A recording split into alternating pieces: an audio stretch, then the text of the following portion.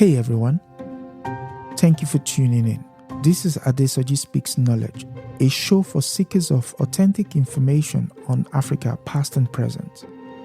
I am your host, Adesoji Iginla, an African history scholar with years of study in the bag. For more information on Africa's history and geopolitics, subscribe to Adesoji Speaks Knowledge on YouTube. Without further ado, let's dive into today's episode.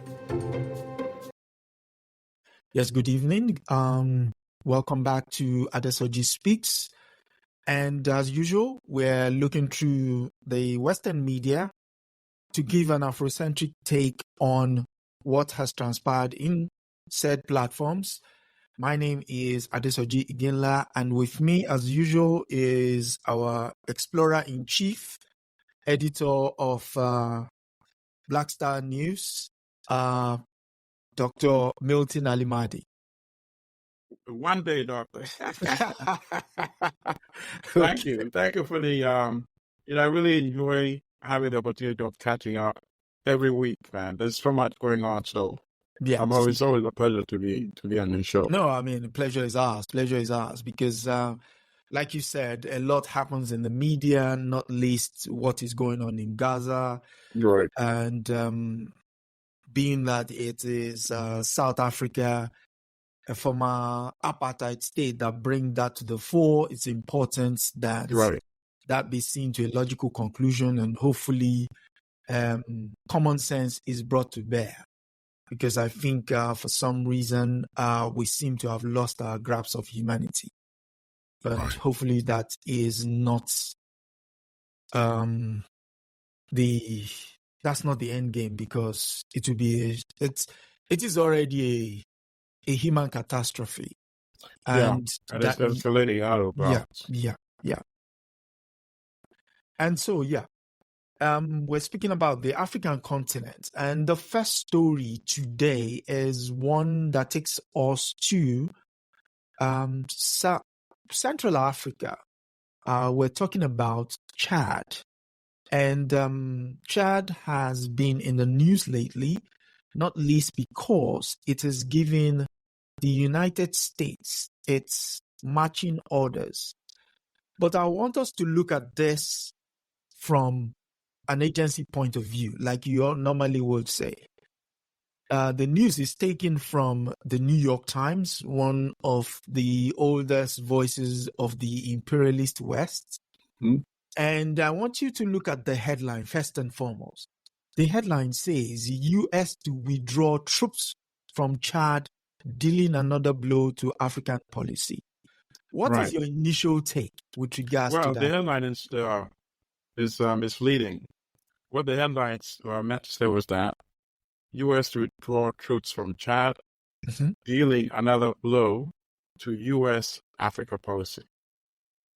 Not even U.S.-Africa. Yeah. But another blow to the United States agenda on Africa.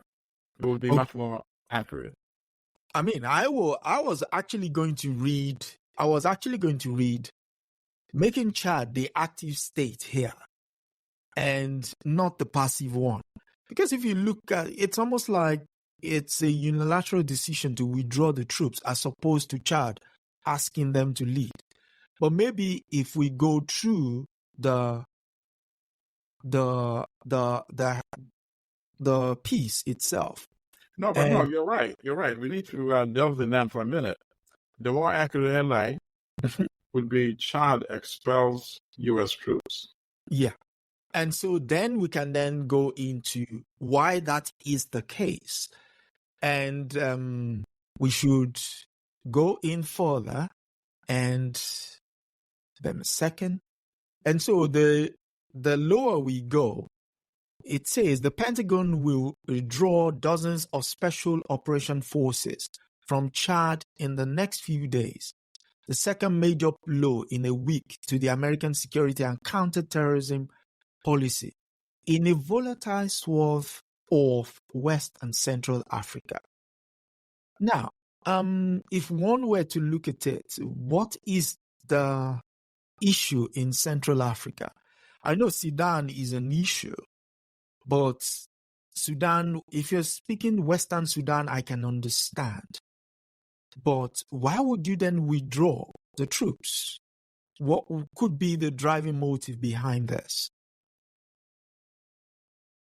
Well, I mean, they've been kicked out, so they have no choice.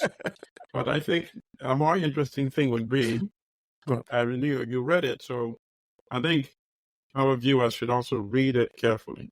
Mm.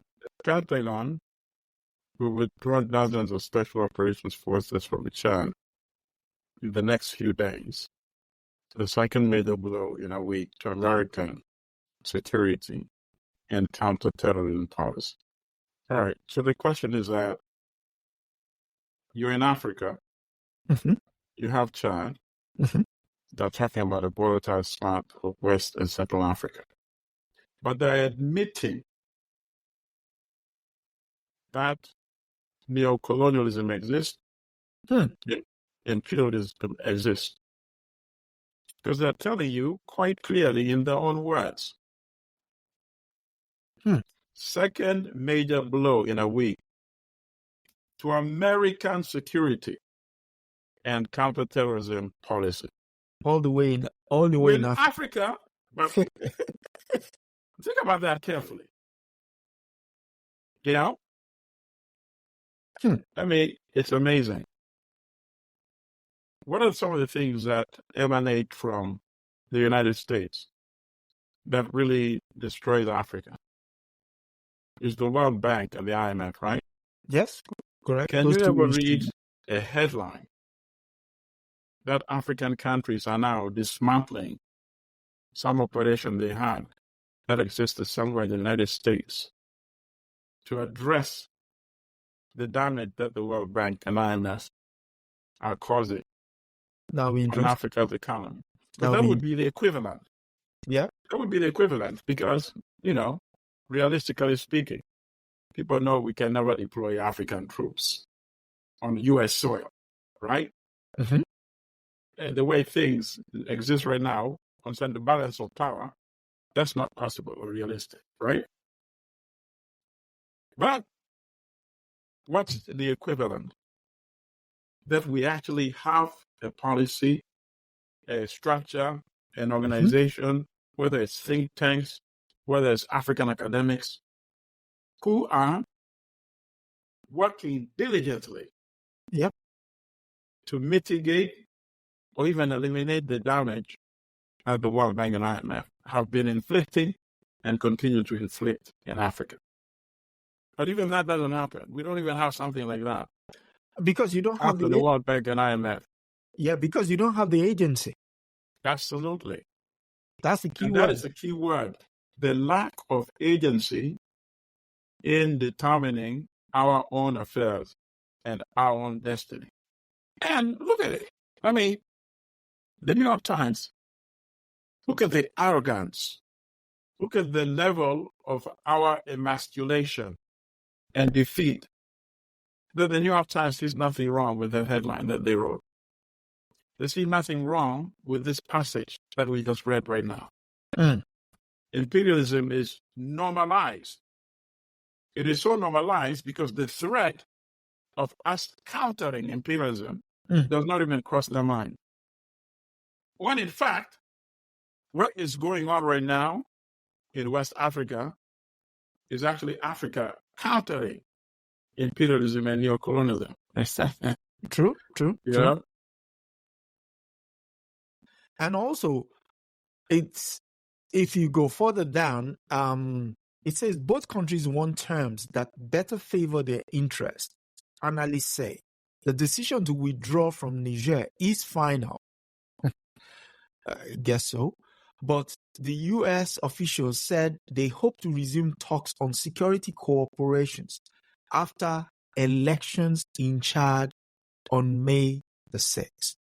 Now, so you're saying the withdrawal is based on the notion that somebody feels your very presence undermines their credibility as regards their... Absolutely, because the Italian dictator is seeing what is happening around him, right? Yep. Idris Deby's son, Muhammad Deby. Yep. He's seeing what's happening in Niger, in Burkina, in Mali. He's seeing how unpopular French and U.S. military presence in those countries have become, right? Yep. So he is feeling the heat, and he wants to take that off the table, heading toward elections, which in any case are going to be late. We know that, right? But he still feels so sensitive about that issue. That, and here's the thing. They're admitting to you in this article, and U.S. officials are saying it. But, of course, you have to know how to read. Because some people read, even what's before their eyes, they don't see it. They don't connect the dots. They're telling you both countries want terms that better favor their interest. Their interest, right? Yeah. I don't say. The decision to withdraw from Niger is final. That one we know. Niger said, okay, leave. That's it. Leave, yeah. So now they're implying that in this case, there's some difference. But U.S. officials said they hope to resume talks on security cooperation after elections in Chad on May 6th. In other words, this withdrawal is for public relations only purposes. That's you it. know? But obviously, you have to know the background dynamics, what's going on in other parts of West Africa. Otherwise, you will not understand these coded terms. Right? I mean, so they go to the next paragraph, but still, if you're not familiar, you will not make the connection. They're saying the departure of U.S. military advisors in both countries counts as we just discussed right now, Niger, so is Mali and Burkina Faso, turning away from years of cooperation with the United States and forming partnerships with Russia, or at least exploring closer security ties with Moscow. All right?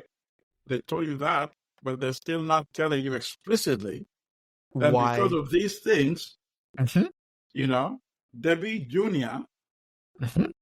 In charge needs to create that fictitious firewall. You know? It's right there. But you have to really understand what is going on in Africa, the U.S. agenda in Africa. Then only then can you understand how to read and understand what is being written. And, you know, it's which is one of the reasons why this program should be encouraged, and we implore people to subscribe, share, and invite your friends to come and view what we do here and support the channel. And what I find very interesting is in this paragraph here, it says the impending departure of the U.S. military advisors. They're Green Berets, so they're not military advisors. They're soldiers, you know, from a sprawling desert nation at the crossroads of the continent, was prompted by a letter from the Chadian government this month that the United States saw as threatening to end an important security agreement with Washington. Now, why is it so important? Why is it so pivotal that you be there in that particular spot? Like you said earlier, they've lost the foothold in Niger. Okay. They don't have a foothold in, I mean, can you see how we even normalizing it now? That we're saying they don't have a foothold. Right. It doesn't even come as something odd that we are normalizing the presence of foreign military troops. Right. I mean, the AU Charter says no one should interfere with the territorial integrity of member states. Nkrumah once said that the mere presence of foreign troops on your soil is indicative of the fact that your independence is nothing but paper independence. Yeah. And you've alluded to that earlier with regards to the two instruments of imperialism, the World Bank and the IMF. Yeah. So one begins to wonder if once you have those three trinity, what's it called? Once you have the trinity in itself, the World Bank, the IMF, and of course, the WTO. The WTO, your friends, right? Exactly. Once you have them in place, what else do you have in terms of not just agency, the mere fact that the presence of those troops is a danger, not just to your citizens, but also to the countries nearby? No, I mean, the best description is, I think we discussed in the first show. Yeah. The title of, I was trying to look up what year it was first published. Not yet Uhuru. Odinga spoke. I think it was published in 1964. It's a classic. It's as relevant today as when it published it 60 years ago, right? The late Odinga, the father of Raila Odinga. Mm. You know, this to me is the best demonstration. And I hope that our young people are angered by this. You know, how many African countries are deploying their soldiers in the United States or deploying their soldiers in Europe? Think about that. Mm. Why should we allow any African misruler to deploy United States or French or British troops on African soil? It's completely unacceptable. If you are not capable to provide security for our country, why should you be ruling that country? Think about that. That's the obvious question. You can't protect our security. You can't feed us, right? We have food shortages. You can't feed jobs. We have unemployment going up to 60% in some cases. So why should you be ruling us?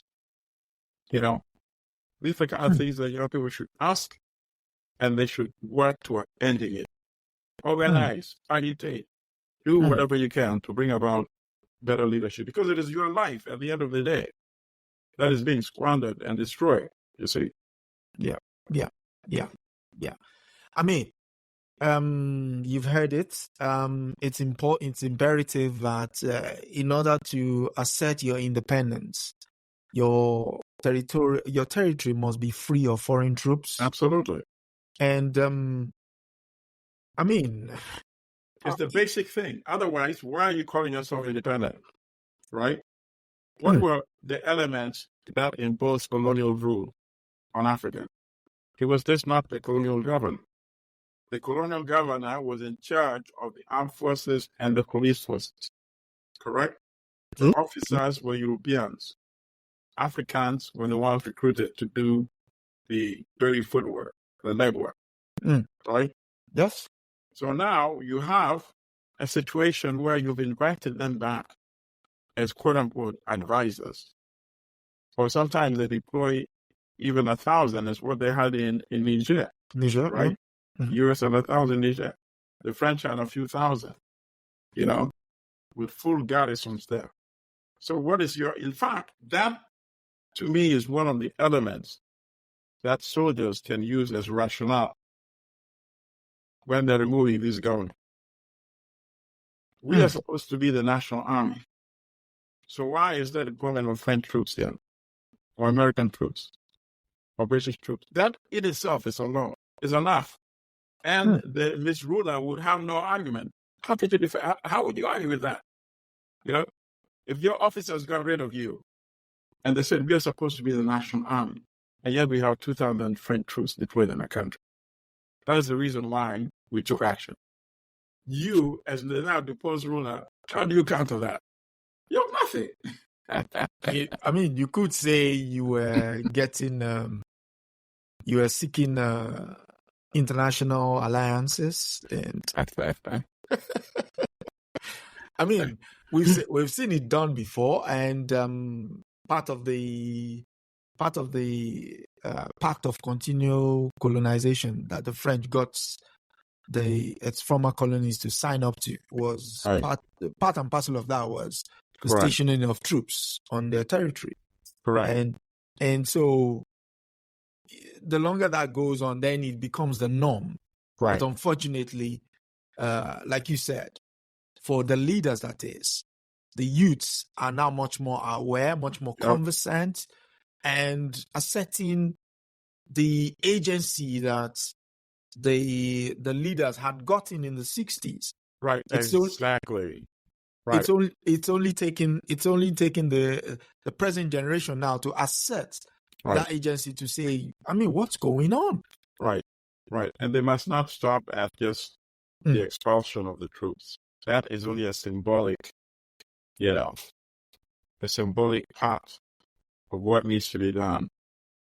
What we need to do is transform our economies. And we can only transform our economies by controlling our resources. And then once you have that, you can use the resources to develop, to industrialize, set up your own agricultural policy. As Sankara said, produce what you consume and consume what you produce. Number one. Number two, he said, the African market for Africa. Right? Yep. So you pursue these two strategies. Our young people have to become much more demanding. I think anything we do, any knowledge we share, we are sharing it to empower our young people. In some circles, they call it so-called radicalizing. No, we're not radicalizing anybody. We are lifting their consciousness to know that they have value. They must not tolerate this rule in any African country. True. Nkrumah, in his independence speech, did say the liberation of one without the others is empty liberation. Right. I'm paraphrasing now. Right. What we are seeing, any African leader who is not signed on to a United African Federation or United States of Africa, whatever you call that entity, any leader who has not signed on to the agenda of borderless Africa, any leader who has not signed on to the joint economic agenda, that leader is an enemy of Africa.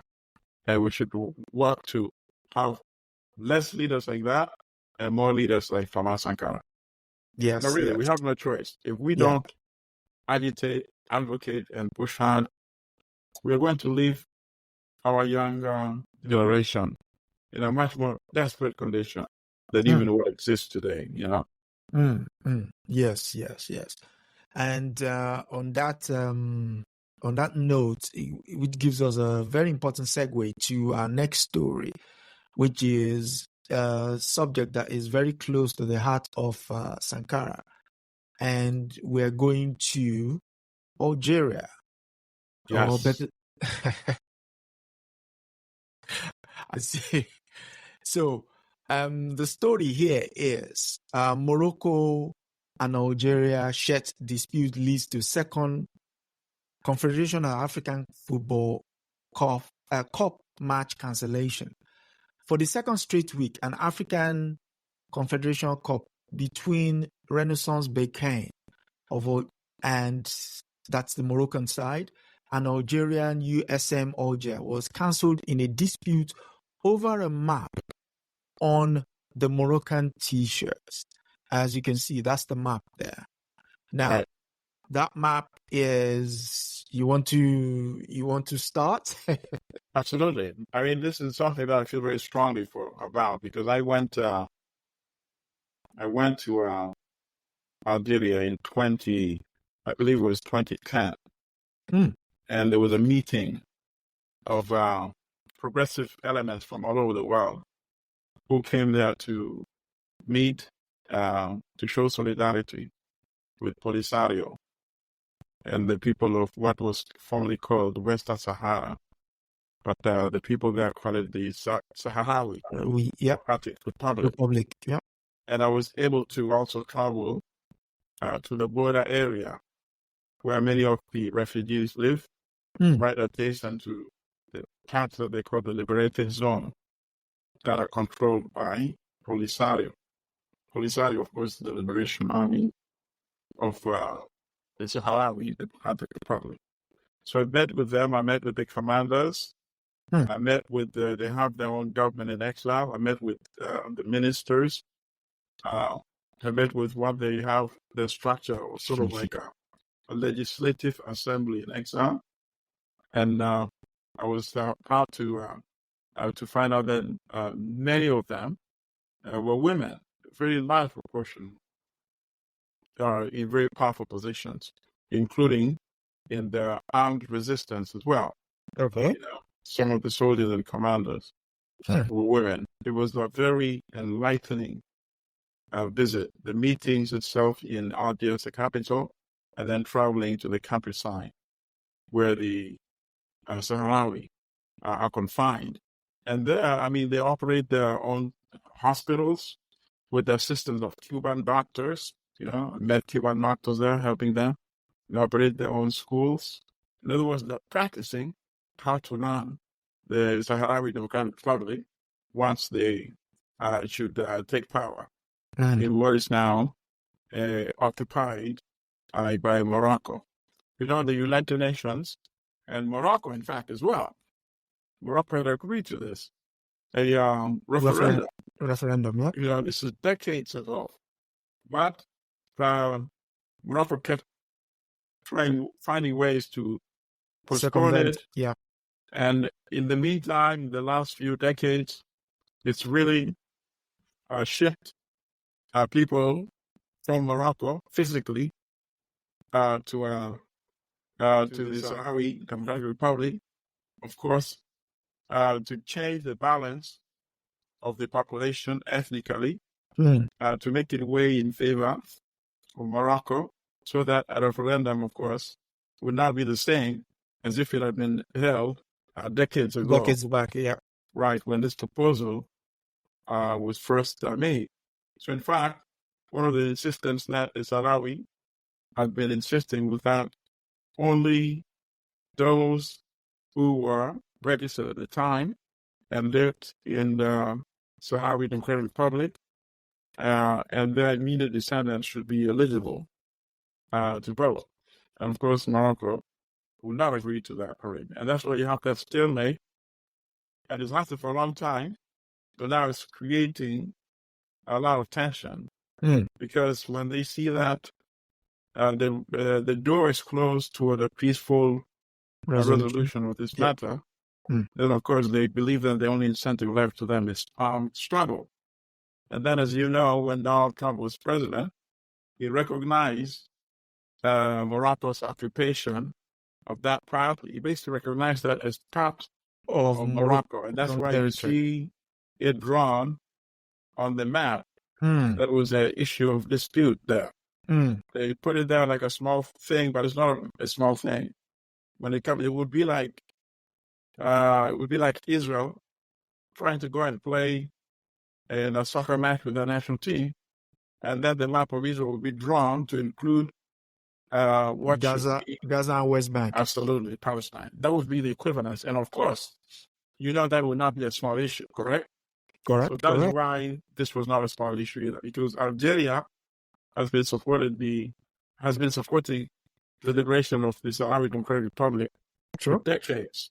It actually is no secret that when the past it even intervened on their behalf, it trained their fighters, and it currently provides them sanctuary in Algeria. So that is the situation now. Southwest. And let me just ask one more point, which I think is very important. Of course, as our viewers should know, the Polisario and the Sahrawi are recognized by the African Union.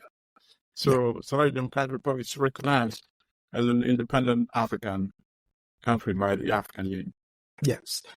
On that point, the recognition that was in 1984, and it was at the insistence of the Burkinabe delegation led by the late Captain Thomas Sankara. Excellent. who said it is important that they be recognized because a voice without a summit without the Sahrawis is almost like saying that part of Africa does not exist. Right. So now you're saying that I want people to reflect on what they just said. Yeah. This man was in leadership from 83 to 87. 87, yeah.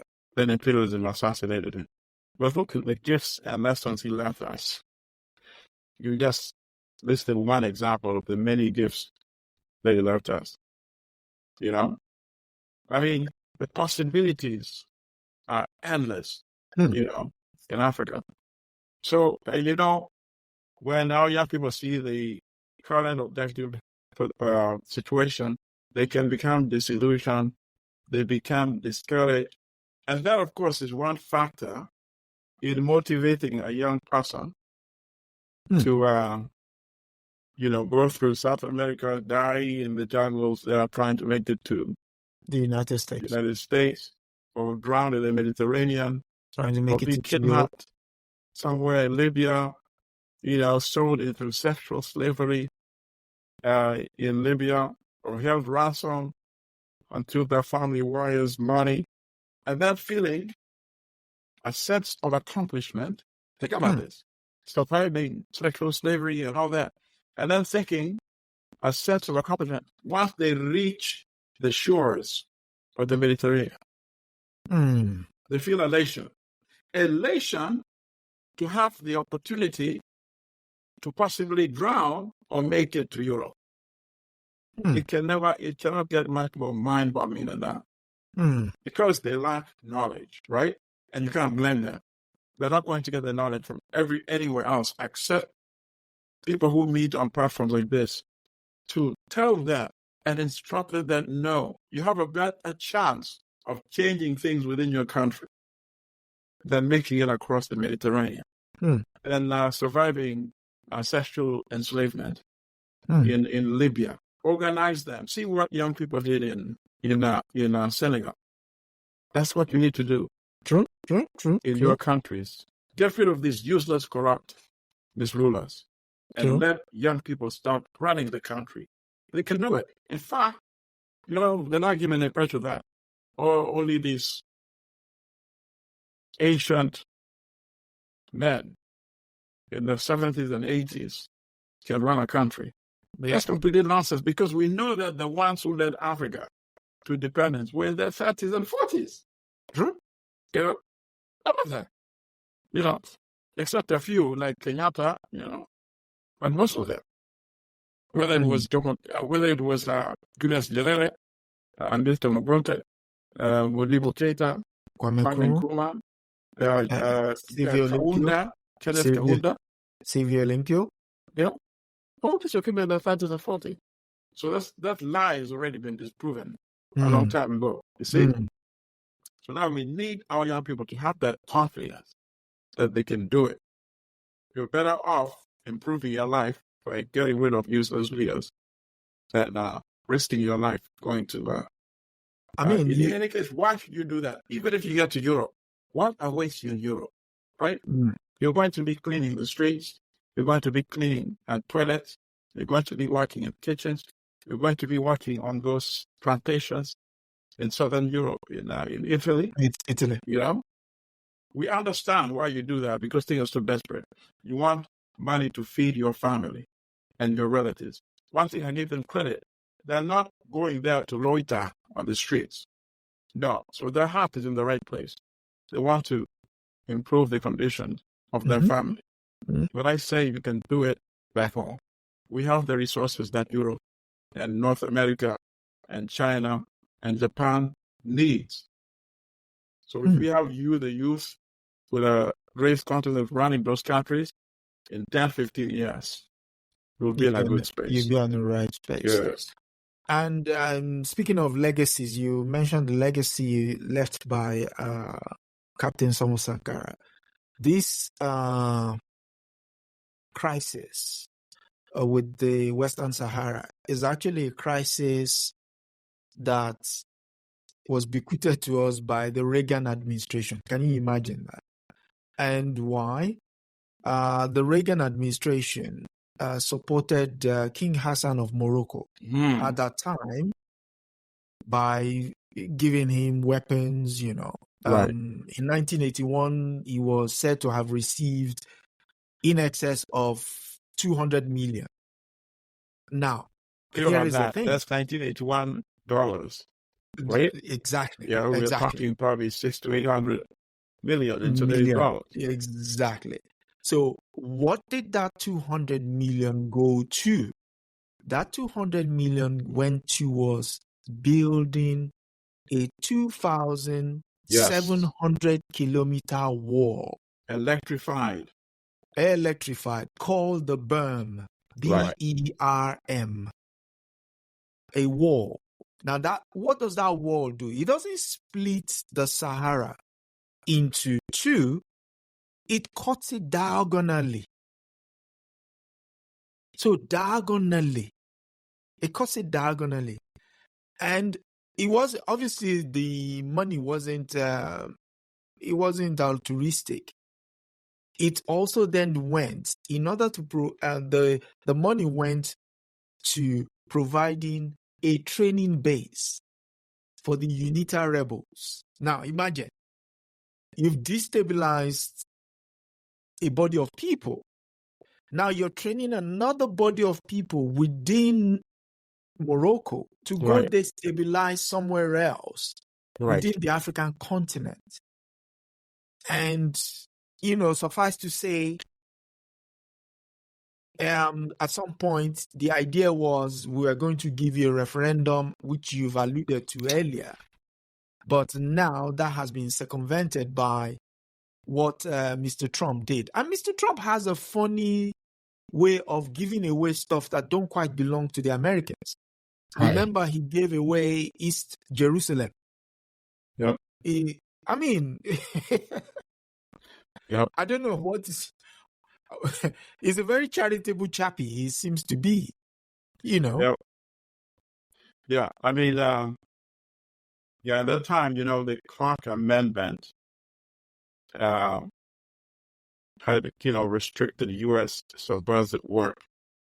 After the the coups that the U.S. were involved in overseas, assassination of Dams, assassination of Lumumba, and all that, they come up with the Clark Amendment, Senator Clark, in the 1970s, which prohibited U.S. direct support for groups like UNITA, which was led by Colonel Savimbi.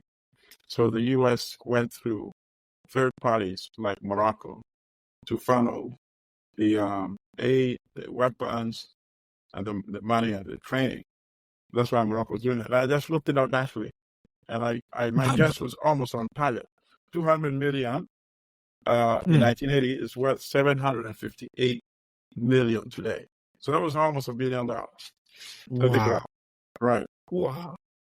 It's very unfortunate because at the end of the day, the Sahrawi Democratic Republic is going to be independent. Nothing would stop that. They're so dedicated. One of the things I wanted to mention, highly educated. Educated, yeah. And once again, thanks. Initially Cuba, and then at some point Spain also, Spain has had some interesting governments over the years, like socialist government. So they were giving a lot of scholarships. So they have a highly educated leadership. Leadership and population in general. Education is, all of them dream to be trained in military skills and to get a degree and to liberate their country. So when you have that type of determination, nothing is going to stop them from eventually winning their independence. The independence. Yeah, so speaking of independence, we have another problem brewing. And we go to the threat of large-scale massacre in Sudan. Yes. Especially Darfur. According to the Voice of America, a senior A senior U.S. official warns Monday that more than 2 million people in El Fasher in Sudan's North Darfur region are under imminent threat of a large-scale massacre from a parliamentary group attack and urged the international community to pressure the warring parties to de-escalate. There are already credible reports that the RSF, that's the Rapid Support Force, and its allied militias have razed multiple villages west of El Fasher. Now, why is El Fasher very important?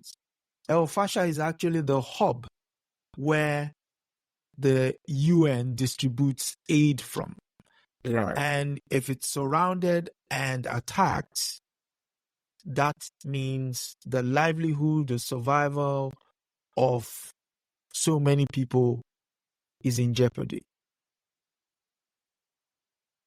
I mean, I don't even know what I can say about the Sudan situation. I can't really say much. Obviously, it's very frustrating. There are so many elements involved in it. It will take us like hours just to deconstruct the ethnicity issue, the intricacies, the religious issue involved, the Arab African divide situation, all on its face. Things that should be trivial are weaponized by the political and military class, the elite, the political and military class, right? The differences that should be celebrated, in any African setting, instead is used to maximize polarization, right? To say, I'm with you and we're against that. So I'm rather you're African, let's go after them, they're the enemy. I'm Christian, you're Muslim, oh, let's go after them, they're the enemy. I'm brown skinned, I'm much more richly melanated, so that should be the enemy. All the worst possible scenarios are playing themselves out in Sudan. And the saddest thing is that, why are we talking about the UN and not the African Union? Think about that. You want any other evidence of the failure of the African Union? Why is the UN, being mentioned significantly? Why is the US ambassador to the United Nations the one who's being quoted significantly in this article? This is how we have to present it. All these elements and the challenges that we are facing should anger our youth in the sense that we can do a lot better, and we are not doing a lot better. Force the elder generation, the ones who are ruling or misruling Africa now, to earn your friendship. Right now, they're not your friends, they're your enemy. And you treat them accordingly. It's amazing. It's mind-boggling. What can you say? What can you say? Tens of thousands of people have already been killed in this conflict, which is pity. 2 generals, one who is the commander of the National Army, and one is the commander of the RSF. Of a militia. Right. In fact, it's an army in itself. Because what happened was, before Omar al-Bashir was overthrown, the general who ruled the country for decades, he had created 2 competing armies, the National Army and the RSF, thinking that, okay, if I have 2 armies, then I won't be overthrown because they would counterbalance each other. Now these 2 armies are tearing down the entire country. And the saddest thing is this, and these are the other things, the only things that would like to add. As you know, the people of Sudan, highly educated, highly organized. They're the only one of the few African countries where the civilian population has overthrown military regimes several times. because their unions are very well organized. The workers, the professions like the doctors, the lawyers, the accountants, so they would transmit, they would plan, and they would protest, they would strike, they would put so much pressure there. Think about it. When a military regime is brought down by Syria, they've been able to do that. And they were on the verge of doing it again. On the eve of their success, the two commanders of the rival armies of state front hijacked their destiny and decided to sort their own differences at the expense of the entire country. It's a tragedy. Truly tragedy. I'm going to add a plot twist to this and indulge me. If you read this quote, it says the UN Security Council met behind closed doors to discuss the situation Monday and were briefed by UN political and humanitarian officials. A crisis of epic proportion is brewing, and to avoid further death, destruction, suffering, 5 things need to happen immediately, Thomas Greenfield said. First, the RSF must end its siege and build-up of military forces in El Fasher and swear off any attack on the cities. All parties to the conflict must take urgent steps to de-escalate. She also called for the protection of civilians and respect for international law, for external factors to stop providing the combatants with weapons, and for safe and unimpeded aid access. She also demanded that the parties return to the negotiating table, because this conflict will not be solved on the battlefield, it will be solved at the negotiating table. Reading that, does that bear any resemblance to any other conflict? Well, it's obvious that, the world, we live in the two worlds, right? A set of rules that are for the rest of the world, and then there's a set of rules which does not apply, rather, to the state of Israel. That's a little bit. So you can make these, serious, threatening statements in the Security Council when it comes to that. You will never make a statement like that. But you can't even, in fact, not only will you not make a statement, your army, an armed force that is actually committing genocide against, Palestinians, you're sending them work on. On the one hand, the same ambassador, has vetoed multiple ceasefire attempts in the past, right? So you can't speak from, two sides of the mouth and be taken seriously. Exactly. It's hypocrisy at its most crass, level. But nothing that will come out, and of course everything is tied in together. When we talk about Gaza, we talk about Palestine, Israel. We also talk about Africa, because all these things are connected, right? Yep. Africa already inserted itself in this conflict in a major way. When the Republic of South Africa intervened at the International Court of Justice. So Africa is very much involved in that conflict as well. I'm glad you exposed that analogy. And go on. No, go on. No, I'm saying the saddest thing is that the political calculation, right? So obviously, what the Biden administration is saying is that if we appear to be too firm on Israel, it might cost us the vote. We will lose the Jewish constituents in the United States. Okay. Right? And then individual members of Congress who are facing re-election also fear that, a Jewish lobby organization would sponsor candidates against them.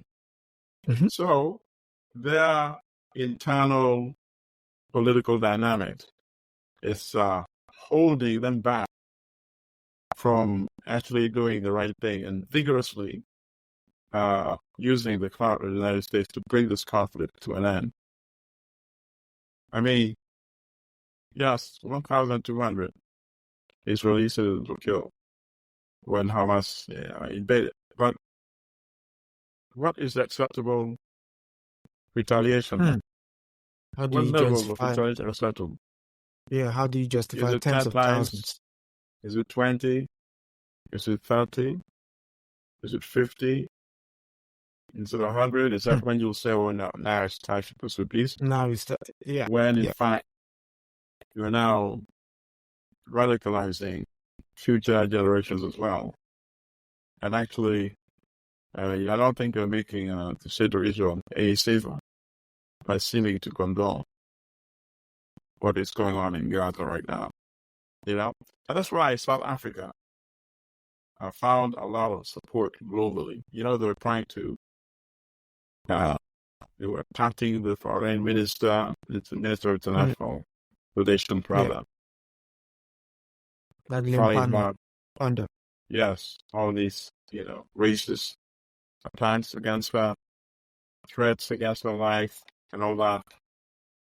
But it turns out she was ahead of the game. South Africa and Africa was ahead.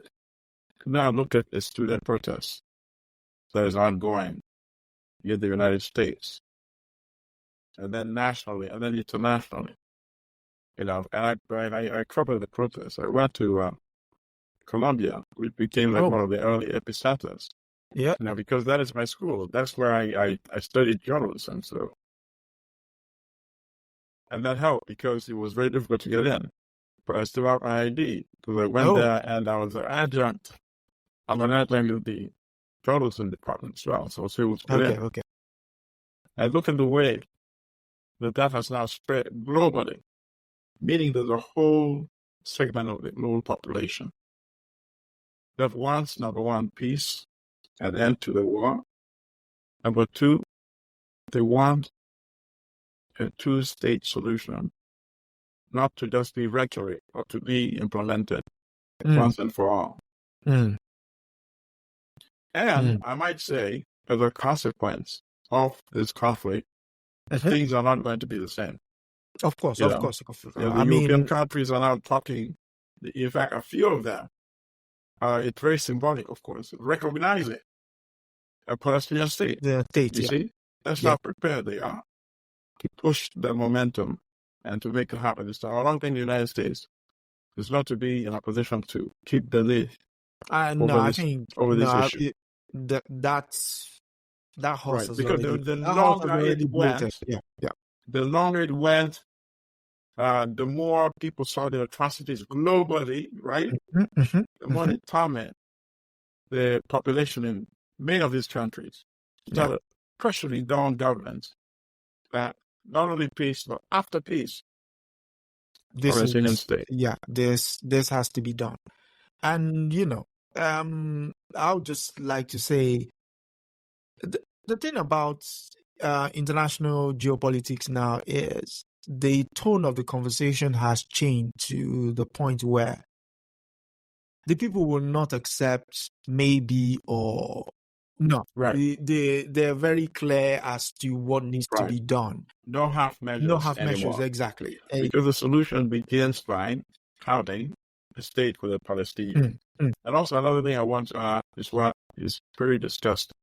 This play by some elements, especially right-wing, including right-wing media, to equate protests and demonstrations against the genocide in Gaza, to equate that with anti-Semitism, which is the most corrupt and demeaning and ugly way of playing the race card. And I'm glad that prominent Jewish Americans like Senator Bernie Sanders, like Norman Finkelstein, right, and also Rich, the former, he was the Labor Secretary under Bill Clinton, have come out and said the same thing. No, to oppose Prime Minister Netanyahu's policy and what is going on in the atrocities doesn't constitute anti-Semitism. Is not anti-Semitism, and they also lambasted that. trying to play that card, Mm. when it was not warranted. So, do you one final question on that? Do you think we're going to see the what's it called, the economic boycott that we saw during the 80s with regards to South Africa? Well, interesting that you bring that issue out, because a lot of the European countries are now actually talking about that as well, because obviously they don't want to be seen as condoning or in any way, aiding and abetting what is going on right now. So, in fact, it's interesting that you say that, because it could bring some analogy in terms of what was happening in dealing with apartheid South Africa. Because many European countries came on board before the United States. The United States did not come on until the very much tail later. end. Yeah. Right. Yeah. And that would not, it started taking shifting, of course, when Jimmy Carter became president. Carter was very significant in the liberation of the Southern African states. When they appointed, Ambassador Andrew Young, was very vocal. He could afford to be very vocal because they knew we had the backing, of his president. Yep. You see? So now we might see something similar, where the European countries would be at the forefront once again of insisting and demanding on the Palestinian state, and the U.S. will not be able to pull that back. Now, our final story would be, again, we're going to the former home of apartheid, and the issue there is the victims are seeking reparations. Yes. So South Africa apartheid victims demand reparations. 30 years after the end of apartheid, dozens of South Africans have set up a protest camp outside the Constitutional Court demanding reparations for human rights abuses suffered under white minority rule.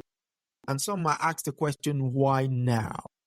Well, it says that the protesters say since they weren't identified as victims of human rights abuses during the apartheid by South Africa's Truth and Reconciliation Commission, led by the late Archbishop Tutu, 28 years ago, they've not benefited from any reparation paid out by the government till date.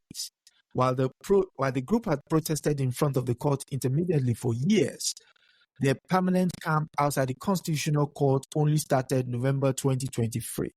There's one part here where it stands out for me. And it is, let me second. Yeah. Here. We thought the TRC would bring us justice, he said about the South African Democracy Project. Now, if your population is saying what they consider to be the vehicle of seeking redress has not served them, is that not incumbent on the government, the present government, to see to it that that is the case? Considering the fact that lower down in the piece, it says there is still money that has not been disbursed. This story is interesting to me only in suggesting what really needs to be done. Otherwise, the story itself, if the context is accepted, then, I think our viewers and South Africans themselves will be falling into a trap, a very serious trap. Because first of all, it says the Truth and Reconciliation Commission have identified, I forget the figure of people who are entitled to compensation. Was it 21,000? Yeah, I think it's about 21,000. Let me 21 or 200. I'll pull it up again. Share. And then it was whittled down to 17,000 from the high number. What was the high number? Yeah. So initially, how many were identified? Them second.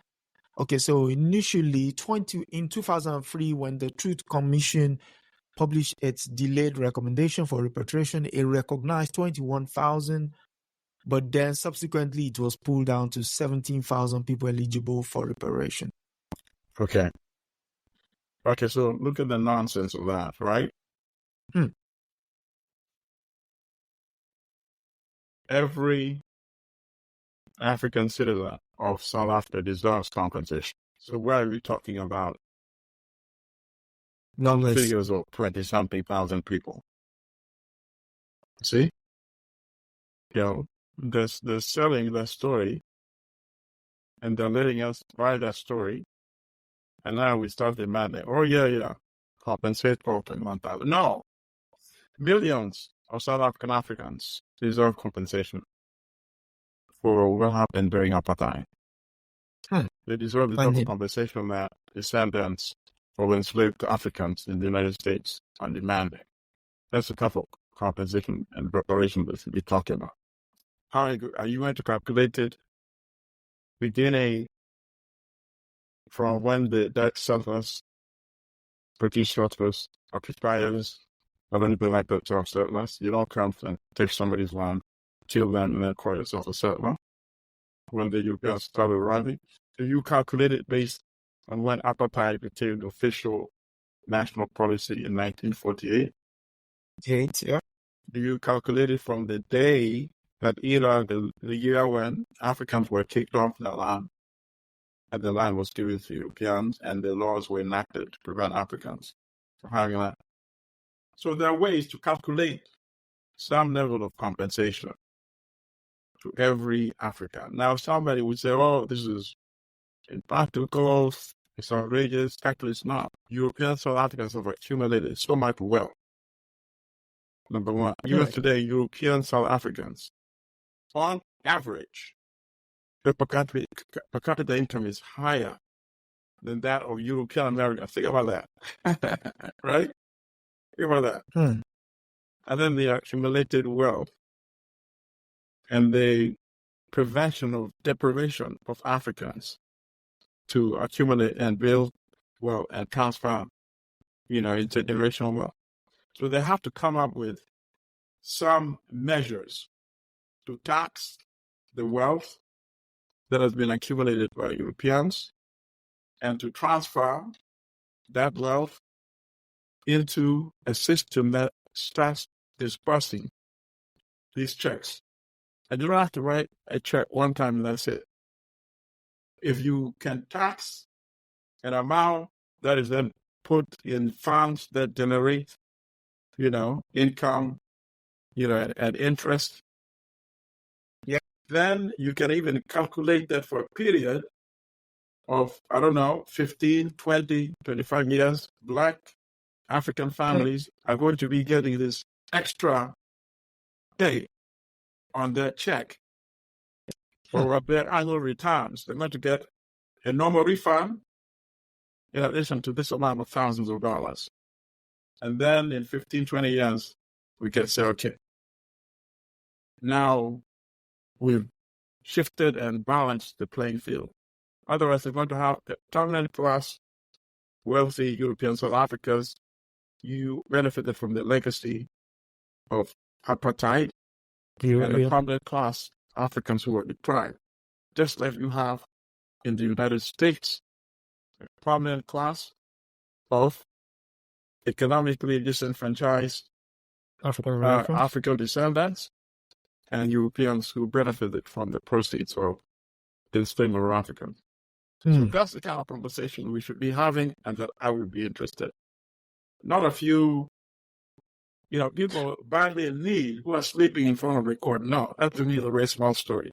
Let's go to the real story. I mean, funny enough, you should hold that line because I was in university when apartheid fell, and one of the things we debated in school then was, how do you amend or repair the people? Right. I was on the side who was saying that you need to have a system in place. And at that time I said, a system, 25 years, free health, free education, Yep. quality housing, what was it? There was something else. No, but you're thinking the same line.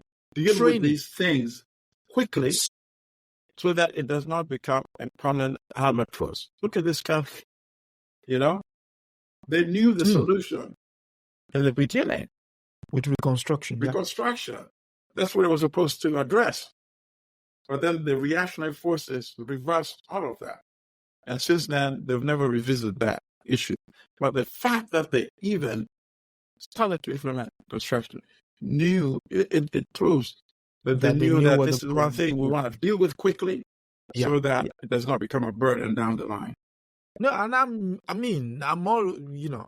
on that page in the sense that if in 1994 such a program was put in place for 25 years. Think about that.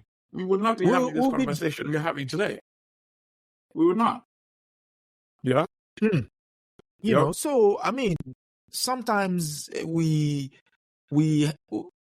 we seek to take the long view and we get the vested interest to dissuade us from taking what should be the rightful action. Absolutely. We then look back on time now, and they will be also the ones that will say, oh, well, we don't have the money now. But you had the goodwill then. Absolutely. You made sure Mandela came out, put him in a rugby shirt, talk about a rainbow nation where the people that look like him were still disenfranchised. I mean, giving one the vote without giving them the economic means to, to keep that vote, to keep it meaningful. I mean, it's painful. It's painful to look back on and to think, again, Africa continues to play that role of catch-up. The same thing in Zimbabwe, the same thing in Congo. This constant drumbeat of the Africans don't know what is good for them. And yet when they rise up and ask the question, they're pushed back on as being, what's the word they love to use again? Unreasonable. So, I mean, this is, hopefully, this is a conversation that our sister brother South Africa would expand on and, push it to the limit and its logical conclusion.